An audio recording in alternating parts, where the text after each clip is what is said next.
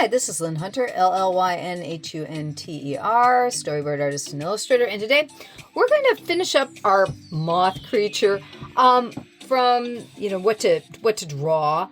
And we started out with, just here's the references of moths from the internet.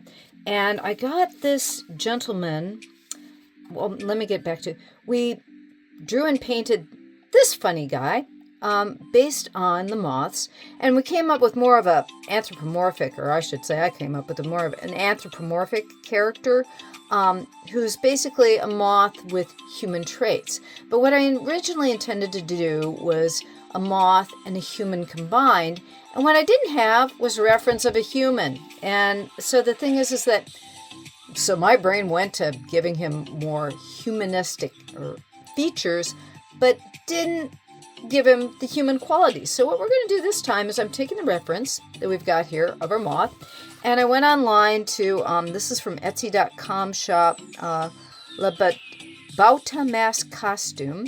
Amazing costumes for Venetian carnival and period pieces, and I'm using this gentleman as a reference for what we're going to draw. And I started out a preliminary sketch real fast here just to get us going, because it's the kind of camera shyness. I didn't want to waste a lot of time starting on him, but instead of like with our little moth here, I got really wrapped up in the triangular head and really fell in love with the shape of the body, and I got so wrapped up in all the shapes of the moth and making him human-esque that I forgot about where's our human.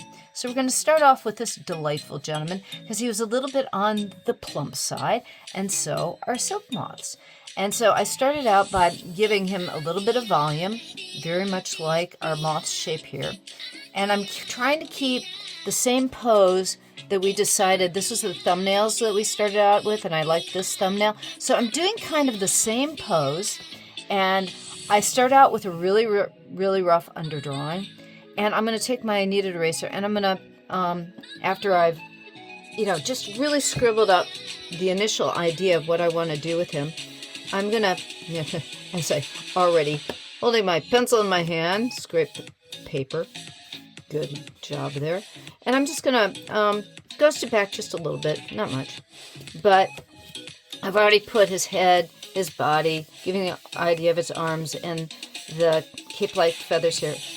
And I probably could have done that on camera. My apologies. It's just sometimes, you want to do something so right that you go, okay, let me do it, get my little bit of underdrawing done first because I'm chicken, that I'm going to screw things up. And I might screw things up anyways. And so we're starting out with the eyes. I like to start with the eyes and the head because if you get your eyes and head right, everything else goes pretty much according to plan. Not always, but usually. And with this guy,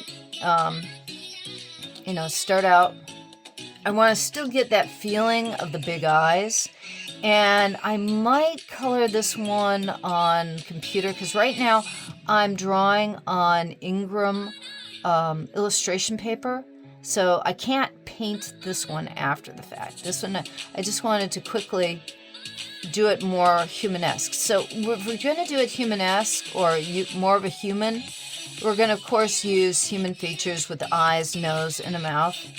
And again, we're going to do the same thing with, he's not sure, he's going to look at basically a timepiece because he feels somebody's late. We're doing the same kind of situation where he feels somebody's late to his tea party. And we're going to give him a nice little bit of a goatee. We're going to keep up with the same kind of, this guy's got a nice little beard. So we're going to keep up with the same sort of features. So we've got already more human-esque. And give him a little bit of hairline here. And we're going to give him a little bit of elf ears. And since he's roundy, we'll give him kind of a little bit pointed always, if you want to do an elf. Okay. I love pointed ears. And we'll give him kind of curly hair. And I like the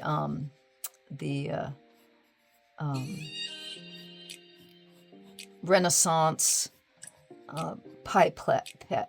What is it? A pie plate type cap. And we've got, of course, we've got these marvelous antennae for our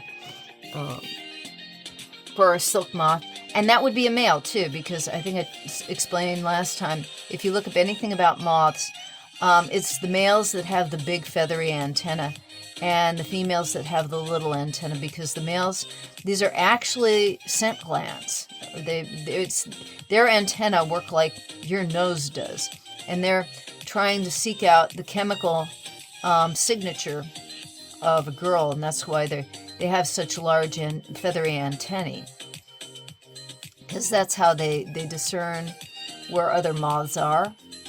And so their antennae are always, the boys' antennae are usually, I shouldn't say always, but I'm pretty sure it's always bigger than the girls. If there's a sexual dimorphism is the great word for when there's differences in shape between males and females. So I'm going to give him bigger antennae. And then we have this really amazing ruff here, and we have a slighter ruff here. And with this one, it's like that's what you would, we're going to give them both, because you can see, you want to know how to do Italian costuming. What that ruff is a secondary piece added on after the fact, because those were very expensive, and it was one of those things that showed you were rich, because you could afford to have one of these marvelous ruffs, so that in the Renaissance and was it the early and late Renaissance, they became very popular, just to show that it was almost like jewelry. It's another way of showing that I'm rich and you're not, so I'm wearing this marvelous ruff, and that shows you my class right away. The clothing and what they wore determined what class you were in and how you were going to treat them. So we'll give him a nice ruff. And then we're going to give him these really fun shoulder extensions.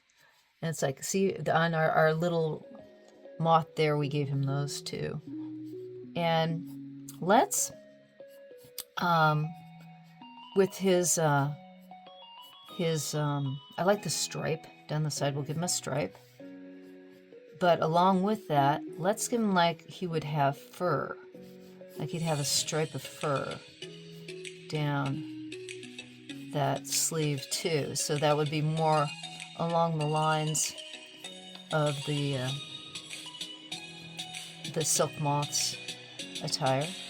And then he's going to be holding a cup. And we can give him, like, we don't have to give him 5 fingers. And the way I'm drawing it, I'm just indicating things, so we don't have to really show that he's got 5 fingers anyways. And I kind of like the teacup, the way we did the flower teacup again. Just for the heck of it. And maybe give it feet. Because I'm doing this a little bit larger. This is more about 8.5 by 11 size. This is size for your printer. We'll give him 3 fingers. There we go. Until he's got 3 fingers. He's got a thumb and 2 fingers. Okay, and then let's see here. And he's got the button-down vest. It goes to here. And what did we do? We didn't give him. We didn't put his second hand here. Should be like on his hip or something. I just realized that we didn't give him an extra hand on that side. I probably started to and forgot to add it. Okay, and we'll give him the fuzzy lines there.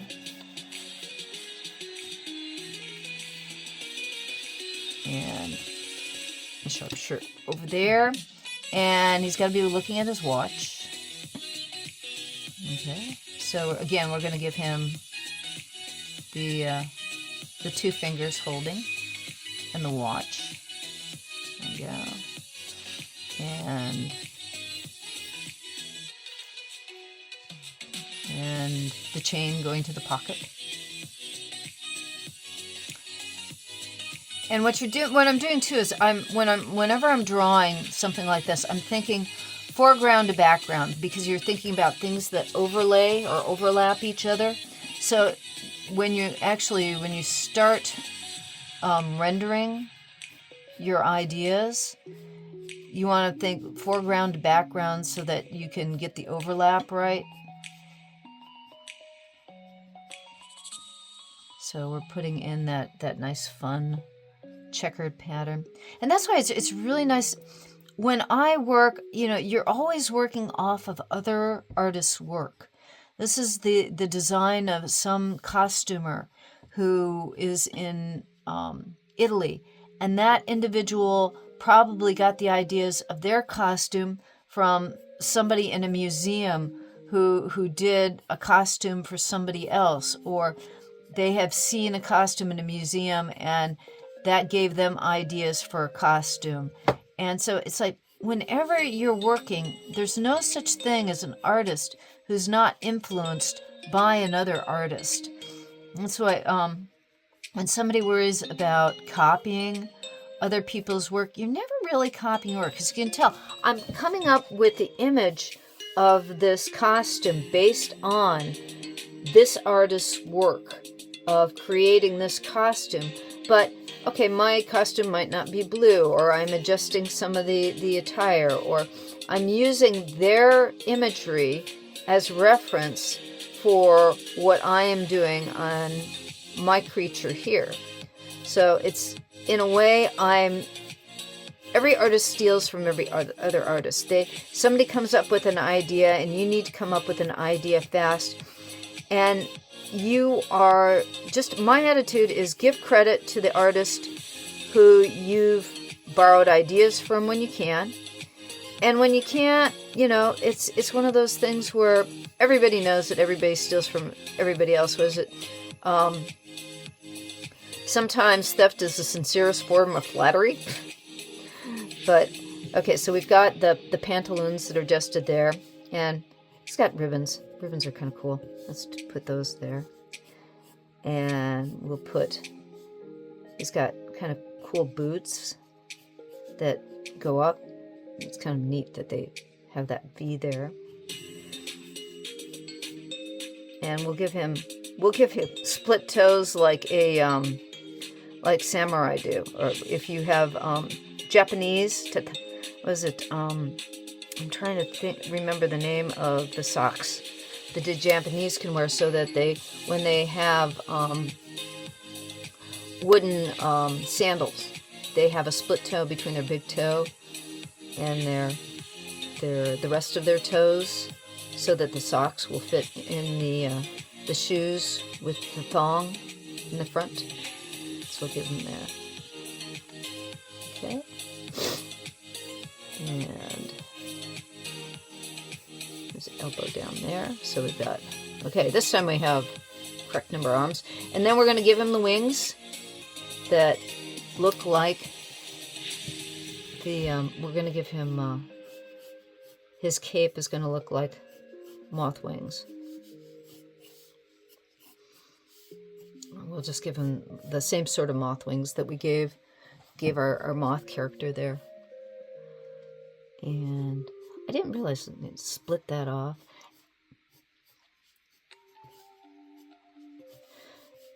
There we go.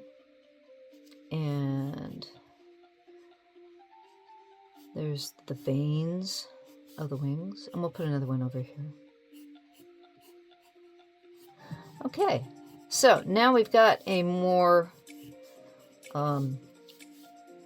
human-like moth-based character than we had last time. Let me put some shading on it. And again, we're using, again, the same elements that we did on our moth character that was more anthropomorphic. But this time, because we have a human, we're giving him more of a human face. And so he's a little bit more elven looking than he is an anthropomorphic moth. And that's just to show you, these are the differences. Same character, same type of pose, so that we've still used our initial pose that we wanted to set this character up with. We're still keeping him robust. I'll bring down our Moth character here. So we're keeping him robust in a similar pose, and we're still giving him the elements of the silk moth. But this time, we're making our character look more humanesque. So he's more fairy or elf-like, as it were, rather than anthropomorphic moth. So, there we go. We've got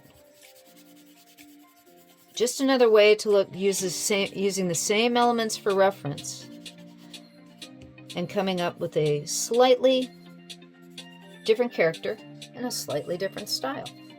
And again, today we just used, this is a Tuscan red Prismacolor pencil where I'm using Ingram animation paper.